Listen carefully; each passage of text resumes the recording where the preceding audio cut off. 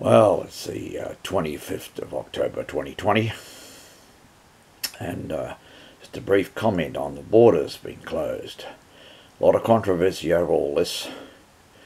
Australia will have to adopt the Swedish model of COVID-19 being, the situation being that businesses are open, travel is free, a freedom of movement. They have the masks, they have the social distancing, they have the sanitizer, and eventually we're going to move to a herd immunity situation. Now, they may not like to hear that at the moment. They love the lockdowns, and Victoria's got tremendous lockdowns that are going to be adjusted slightly apparently today, but there's a lot of anger over that, and I'm calling for the opening of all borders except Victoria. Now, I'm not being biased here because we have our son living in Victoria, whom we'd like to see at some point, and my brother lives in Western Victoria.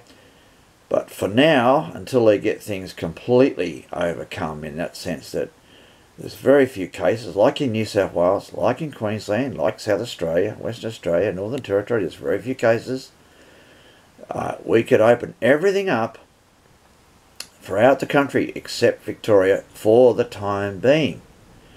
And as for a vaccine, I've said this many times, and I cannot be proven wrong on it.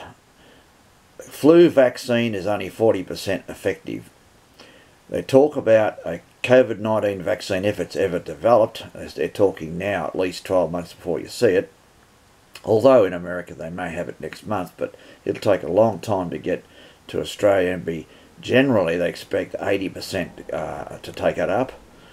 I'm not going to argue about all of that. I'm saying that what we'll have is a situation where people wanting to travel overseas will have to be vaccinated, and people coming in from overseas will have to be vaccinated.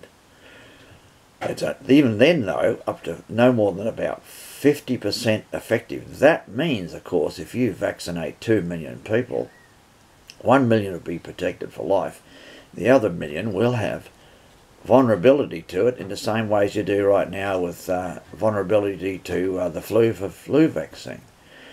So we want commerce, travel, and a fairly normal life, still going for masks where required, still having sanitizer, still having social distancing, but let's get things fairly back to normal. It's about time we did.